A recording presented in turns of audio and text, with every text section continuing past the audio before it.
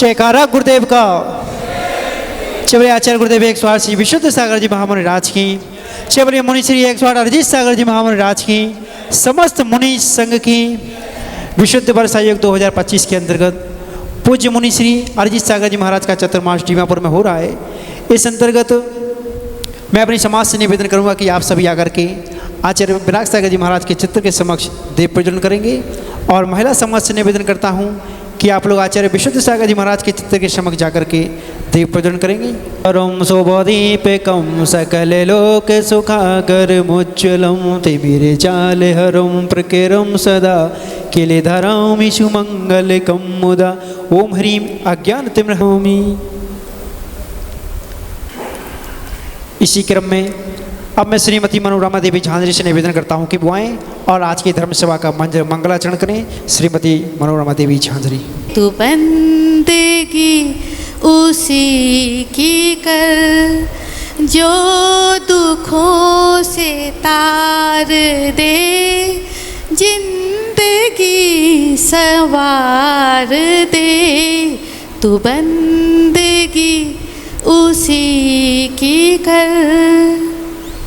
तड़प रहा है क्यों खड़ा, क्यों गुरूर कर रहा। ये जवानी 4 दिन, इस पे तू ना इतना इतर, इस पे तू ना इतना इतर। ये कथा है स्वार्थ की, तू बंदेगी उसी की कर जो दुखों से तार दे, जिंदगी संवार दे। तू बंदेगी उसी की कर। चबरीय मुनि श्री 108 अरिजीत सागर जी महामुनि राज की। समस्त मुनि संघ के अब मैं पूज्य गुरुदेव से शकल दिगंबर जैन समाज डीमापुर की ओर से एवं उपस्थित सभी श्रोताओं की ओर से निवेदन करूंगा कि गुरुदेव आप अपने मुखारबिंद से अमृतमयी वाणी का रसपान कराकर हम सभी लोगों को कृतार्थ करिए। नमोस्तु गुरुदेव, नमोस्तु गुरुदेव, नमोस्तु गुरुदेव। ओम नमः सिद्धेभ्यः।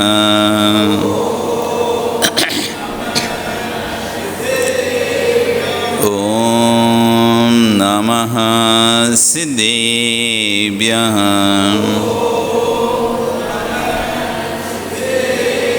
ओम नमः सिद्धेभ्यः।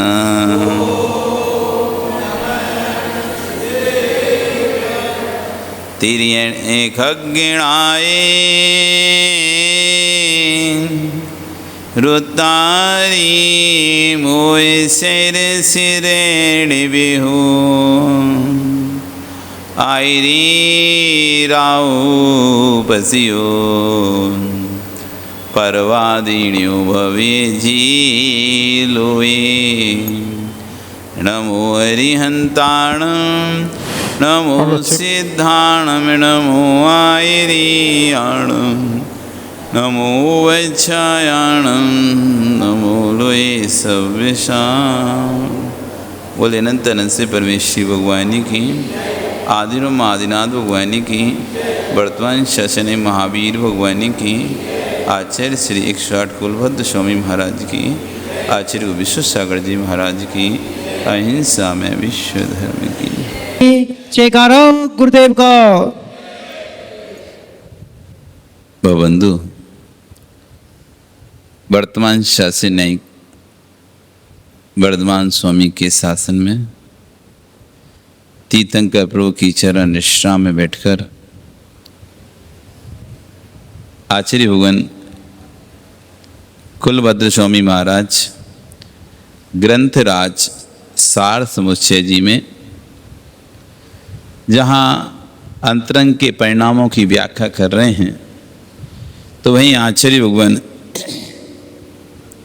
विशुद्ध सागर जी महाराज उन्हीं भावों को व्याख्यान करते हुए आज समझा रहे हैं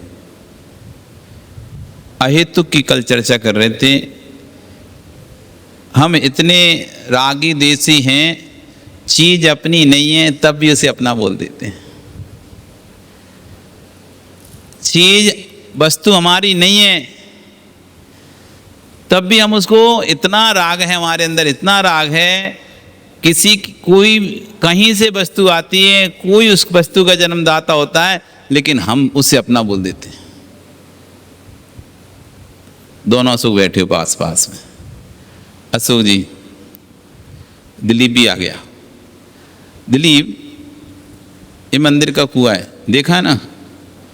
पर्यूषण में आएगा, पानी भरोगे नहीं भरोगे इसमें से? घर में यदि एक आसन आदि करना होगा, शुद्ध भोजन बनाना होगा, तो पानी भर के ले जाना पड़ेगा, नहीं ले जाना पड़ेगा?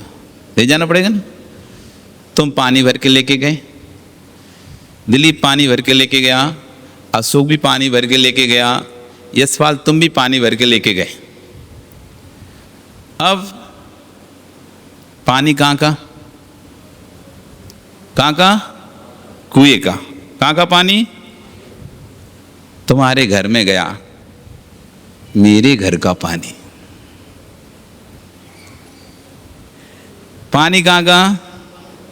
कुएं का। जैसे ही तुम्हारे घर में गया, मेरा पानी। अशोक कह रहा है मेरा पानी, यशपाल कह रहा है मेरा पानी, उस तो संजय कह रहा नहीं मेरा पानी। ए भैया थोड़ी कम कर दे, ज्यादा ही बढ़ा दी। कहाँ गया नरेंद्र? एक कह रहा है मेरा, दूसरा कह रहा है मेरा, तीसरा कह रहा है मेरा, और जिसका है वो तो कुछ कह ही नहीं रहा। ना तुमने कुछ दे के खरीदा, ना तुमने पानी पैदा किया। तुमने क्या किया?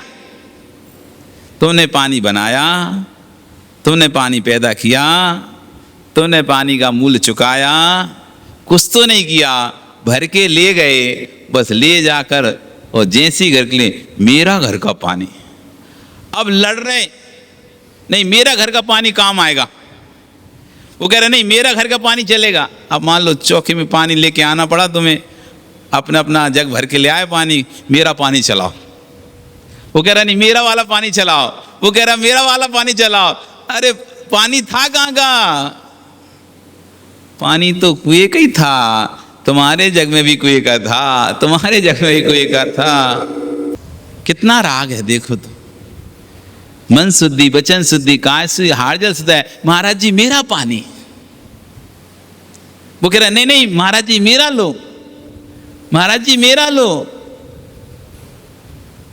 जिसका है वो तो कह नहीं रहा मेरा लो, जिसका है उसको, उस कुएं ने तो कहा ही नहीं मेरा पानी।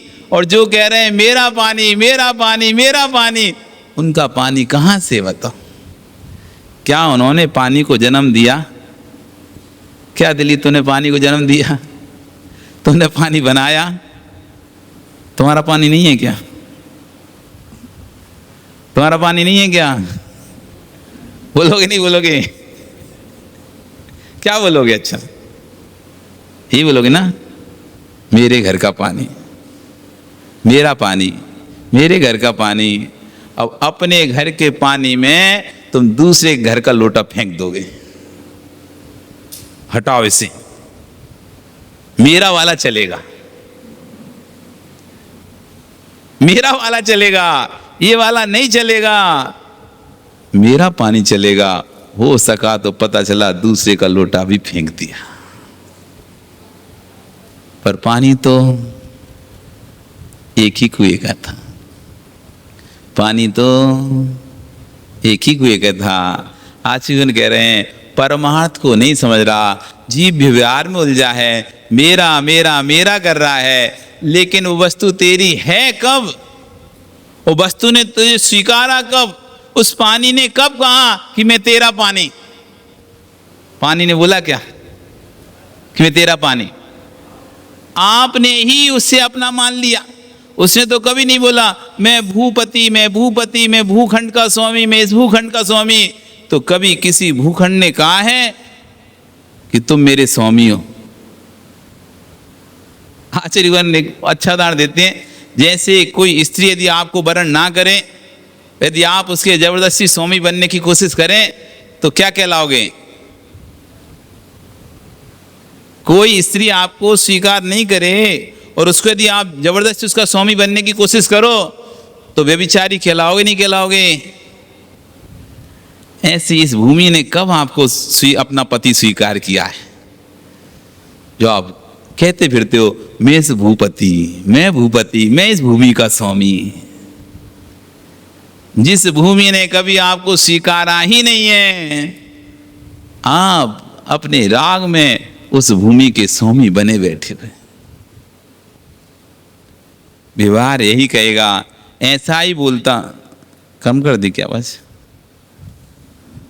परंतु परमार्थ ये कहेगा कि तेरे घर का पानी कहां से आ गया? नरेंद्र थोड़ी सी आवाज सही कर दो। बाबू क्या कर रहे हो बैठे बैठे?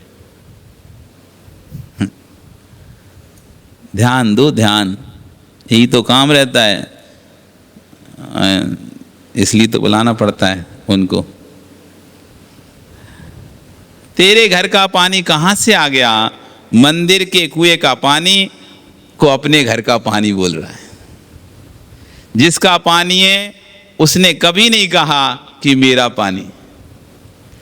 जो वस्तु है वो कभी नहीं कहती मैं तेरी हूं। हम ही अपना राग ऐसा स्थापित करके बैठते हैं उस वस्तु पे, इतना राग हमें हो जाता है उस वस्तु पे, हम उसको अपना स्वीकारने लगते हैं, हम उसे अपना मानने लगते हैं।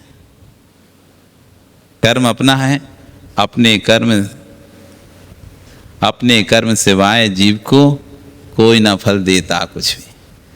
जो हमने किया है सो में भोगना पड़ेगा। अब चाहे अच्छे से भोग लो, चाहे रो के भोगो, चाहे हंस के भोगो, चाहे रो के भोगो, कर्म को तो भोगना ही पड़ेगा। जब भोगना ही पड़ेगा तो हंस के भोगो ना। धीरेण भी मर्तव्यम निर्धीरेण भी अवश्य मर्तव्यम, यदि दोनों भी मर्तव्यम वरेन धीरेण तेन मर्तव्यम। धीर की भी मृत्यु होगी, अधीर की भी मृत्यु होगी। जो शांति से सहन करके मरेगा वो भी मरेगा ही। वो चिल्लाता रहे मैं मर ना जाऊं, मैं मर ना जाऊं, मुझे बचा लो, मुझे बचा लो, मुझे बचा, उसको भी मरना है। धीर भी मरेगा और अधीर भी मरेगा। जब दोनों ही मरेंगे तो बरम धीरेण तेन मर्तव्यम, तो धीरता के साथ क्यों नहीं मरना चाहिए? धीरता के साथ मरो। तो जब कर्म का उदय आएगा ही आएगा, तुम चिल्लाओ तब भी आएगा, तुम नहीं चिल्लाओ तब भी आएगा। तो फिर अच्छी बात है कि चिल्लाओ मत भैया, कम से कम नया कर्म तो नहीं बंधेगा। पुराना कर्म है वो तो देह में आएगा, वो आएगा, उसमें वो आप अगर चिल्ला दिए तो नया और बन गया। तो उसे यदि धीरता से स्वीकार कर लिया तो वो देह में आके चला जाएगा और नया नहीं बनेगा। बस इतने सी कार्य के लिए, इतनी सी अंदर इतनी क्षमता लाने के लिए मुनि बना जाता है। मुनि बनने का उद्देश्य नंग रहना नहीं है। मुनि बनने का उद्देश्य अपनी पूजा कराना नहीं है। मुनि बनने का उद्देश्य पीछे कुंडल लेके घूमना नहीं है।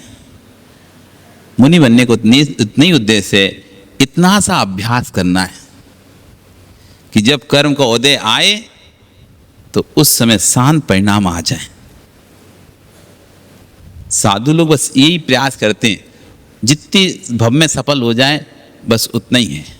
कोई एक भव में सफल हो जाता है, किसी को 2 भव लग जाते हैं, किसी को 4 भव लग जाते हैं, किसी को 10 भव लग जाते हैं, किसी को 100 भव लग जाते हैं, किसी को 1000 भव लग जाते हैं, किसी को लाख भव लग जाते हैं। इतने से पुरुषार्थ के लिए, इस बात और कोई पुरुषार्थ नहीं। इतना से पुरुषार्थ है, जब कर्म का उदय आए तो हमें अपने स्वभाव से विचलित नहीं होना। जब कर्म का उदय आए तो हमें अपने विभाव अवस्था में नहीं पहुंचना, हमें अपनी स्वभाव अवस्था में रहना है। इतना सा पुरुषार्थ के लिए इतनी मेहनत करनी पड़ती, इतने पुरुषार्थ के लिए, इतने पुरुषार्थ के लिए इतनी मेहनत लगती है। तुम्हें तो बस चुपड़ी रोटी चाहिए, घी वाली रोटी चाहिए, है ना? तो घी वाली रोटी खाने के लिए इनसे पूछो कितनी मेहनत करनी पड़ती है। तुम्हें तो बस रोटी खाना है, पेट भर जाए। पर वो उतनी सी रोटी बनाने के लिए, वो घी की रोटी बनाने के लिए जो घर में घी निकालते हैं, बिलोना निकालो, ये करो, तपाओ, ये दुनिया भर के, तब जाके वो घी निकलता है थोड़ा सा, फिर वो चुपड़ती रोटी तब तुम्हारे पेट में। इतनी इसलिए कितना पुरुषार्थ करना पड़ता है, बस इसी पुरुषार्थ के लिए साधु बनते हैं। और बार बार आचार्य कौन कह रहे हैं, गलतियाँ हों बार बार तत्स्मिच्छामि गुणकर। एक बार गलती तो ये नहीं कर, अरे आपने तो गलती की आप क्या करो, नहीं भैया, मानव स्वभाव है गलती, मानव से गलतियाँ होंगी, पर उन गलतियों को दोबारा से नहीं भैया, अपने आगे ये गलती नहीं करनी, तत्स्मिच्छामि गुणकर। फिर से अपने स्वभाव में स्थिर होना, फिर से अपने स्वभाव में। एक पंडित जी थे इंदौर में, रतन चंद जी शास्त्री, नाम सुना होगा कभी आप लोगों ने, रतन लाल शास्त्री। इंदौर में एक पंडित जी हैं, अभी भी हैं। तो जब भी बोलते ना ओम, कोई भी बात चालू करते थे ओम, पहले ओम निकलता था। जैसे किसी मुंह से तुरंत गाली निकलती नहीं, कभी वो बोलता है तो गाली दे के बात करता है, चिल्ला के। कुछ लोगों की आदत होती गाली दे के बात करनी, कुछ लोगों की आदत होती है चिल्ला के बात करनी। तो उनकी जब भी वो बात करते, चाहे पढ़ाई कर रहे हैं, चाहे तुमसे सामान भी बात कर रहे हैं, ओम पहले मुंह से निकलता था ओम। तो हम लोगों को जब वो पढ़ाते थे, हमारा जब चतुर्मास हुआ 2016 में, वहाँ पर 17 में, 2017 में इंदौर जब चतुर्मास हुआ, तो पढ़ाने आते सभी साधुओं को। तो बड़े सरल स्वभावी थे और बड़ी विनय करते थे साधुओं की। और जब भी पढ़ाते थे ओम ओम, कुछ भी शब्द बोलने उससे पहले ओम। तो हम बोलते थे आपकी ये आदत कैसे पड़ी, कि मैंने सालों सालों ये आदत डाली है, सालों सालों में भूल जाता था, फिर से अरे नहीं ओम बोल के बोलना है मुझे, फिर मैं ओम बोलता था। फिर बार बार सालों तक मैं अब अभ्यास किया इस बात का कि मैं जब भी बोलूँगा तो पहले मुंह से ओम बोलूँगा, उसके बाद किसी से चर्चा करूँगा। तो जब सालों साल मेहनत की, इस बात का अभ्यास किया, अब आदत में आ गया। अब जब भी कुछ शब्द निकलता है पहले ओम निकलता है। तो बरसों बरसों की साधना लगती, बस इतनी सी बात को लिए आचार्य बन के रहे। आप धार्मिक अनुष्ठान भी कर रहे हो, गृहस्थी का अनुष्ठान भी कर रहे हो, यदि उस समय एक क्षण मात्र की कसाय भी आ गई, कसाय की फिटकरी परिणामों में आ गई, तो जैसे जीभ पर एक थोड़ी सी फिटकरी का डिगला आ जाए ना, फिर भोजन का स्वाद खराब हो जाता है। कभी फिटकरी खाई प्रदीप जी? तो कभी फिटकरी खाने में आई? हम लोगों को बहुत बार आती खाने में। क्या होता है, सेंधा नमक के चक्कर में कोई फिटकरी खिला देते। सेंधा नमक पीसने के चक्कर में वो बाजार से लाते ना, तो क्या होता है, जैसे कोई फिटकरी, किराने की दुकान है यहाँ पे किसी की, गल्ले की दुकान है कि किसी की यहाँ पे नहीं है ना? तो जिसकी गल्ले की दुकान होती है, गया जिसकी गल्ले की दुकान होती तो क्या करते हैं, कष्ट उससे बोला ले फिटकरी लेके आ, तो किसी को फिटकरी तोली, अब उसमें से नापा तो एक डिगला बचा, जैसे रखिया तो पता चला वो नमक के डिग्गी में रखे रखे आया। अब कोई नमक लेने आया, सो नमक के साथ वो फिटकरी भी आ गई। अब गोविंद भैया ने पीस दी। अब उन्हें क्या पता, उसने तो मांगा सेंधा नमक, अब तुमने पकड़ा दी फिटकरी। तो भैया उसने तो नमक और फिटकरी एक सी दिखती है दूर से, तो समझ में तो आता नहीं है, और जल्दी पड़े तो और बिल्कुल नहीं समझ में आता है। पिस गई, पिसने के बाद हाँ नमक कम लग रहा है, थोड़ा और डाल, ऐसे करते करते फिटकरी खिला देते हैं। और एक बार जीभ पे फिटकरी लग जाए, सुरेंद्र जी, एक बार जीभ पे फिटकरी लग जाए तो फिर एकदम कसाला टाइप का मुंह हो जाता है, पूरी जीभ ऐसी ऐठानी हो जाती है। अब तुम कुछ भी खाओगे उसमें, चाहे मीठा खाओ, चाहे कछु नमकीन खाओ, कुछ भी खाओ, अब तुम्हें स्वाद नहीं आएगा। वो स्वाद टेस्ट लेस हो जाएगी तुम्हारी जीभ पूरी तरह से, उससे ऐठान हो जाएगी वो जीभ पे। तो आचार्य ने एक बार यदि एक समय के लिए भी कसाय की फिटकरी यदि परिणामों में फिर गई, तो फिर समझ लो नियम से तुम्हारी बंद की जिब्या हिलेगी ही हिलेगी। आप कहोगे महाराज ये तो मैंने धर्म के निमित्त से किया था। तो आचार्य ज्ञानी कसाय धर्म नहीं होती, ना हुई है ना कभी कसाय धर्म होगी, चाहे तुम धर्म के निमित्त से करो चाहे कर्म के निमित्त से करो। कसाय की है तो भैया गया तुम्हारा पुण्य, खत्म। चाहे तुम करो चाहे हम करें, हमें भी कोई छूट नहीं है कसाय करने की, कि श्रावक को छूट नहीं है और महाराजों को छूट है कसाय की, नहीं है, कोई को नहीं है। कर्म का बंध हमको भी होगा। आपको होगा, आप कसाय करोगे आपको होगा। बस अंतर इतना ही है, अनुभाग अलग अलग हैं। क्या है? अनुभाग अलग अलग हैं। तुम्हारी कसाय अनंतानुबंधी है, अनंत का अनुभव कराती है। हमारी कसाय संजलन है, अंतर्मुहूर्त का बंद कराती है। थोड़े से अल्प आपका दीर्घ, क्योंकि हमें तो अंतर्मुहूर्त तस्मिच्छामि दुक्खड़म बोलना ही पड़ेगा। खम्मामि सभ्य जीवाणम सभ्य जीवा खमंतु में मेत्ती में सब देशु वैरम मज्जम न के। मैं सभी जीवों को क्षमा करता हूँ, सब जीव मुझे क्षमा करें, मेरे साथ किसी का वैर भाव नहीं है। कसाय ना धर्म थी, ना हुई है, ना होगी। कसाय तो पाप था, पाप है और पाप ही रहेगी, चाहे वो किसी के निमित्त से भी की गई हो। अज्ञानी जीवों ने धर्म के नाम पर कसाय करना प्रारंभ कर दिया। धर्म क्षेत्र पर लड़ रहे हैं, नहीं नहीं ऐसा नहीं होगा, ऐसा ही होगा, नहीं ऐसा नहीं होगा, ऐसा ही होगा। आचार्य बन कह रहे लड़ लो लड़ लो लड़ लो, लेकिन ये चाहे तुम किसी के लिए लड़ रहे हो, पाप ही है। ऐसी भूल जीवन मत करना। कसाय कभी धर्म होती ही नहीं है, और कसाय जिस दिन धर्म हो गई तो अकसाय स्वरूप हमका सूत्र व्यर्थ हो जाएगा। उत्तम क्षमा धर्म मार्जव आर्जव शौच संयम 10 धर्म बेकार हो जाएंगे, क्योंकि जब कसाय धर्म हो जाएगी तो क्षमा अधर्म हो जाएगा। कसाय धर्म बन जाएगी तो क्षमा का क्या होगा? फिर उत्तम क्षमा धर्म कहाँ चला जाएगा? यदि कसाय धर्म हो गई, इन 10 धर्मों का क्या होगा? भैया कम से कम आज अपने मस्तिष्क ठंडे हैं। जब मस्तिष्क ठंडे हैं तो तभी विचार कर लिया करो कि धर्म के नाम पर कोई कसाय नहीं करूँगा, क्योंकि धर्म अलग वस्तु है और कसाय अलग वस्तु है। धर्म भिन्न है, कसाय आपका समय। कल फिर आओगे, पर आ रही तो फिर चर्चा करेंगे और अच्छी चर्चा करेंगे। थोड़ा माइक ठीक सही कर लेंगे तो और अच्छे से चर्चा करेंगे। बोलिए भगवान महावीर स्वामी की।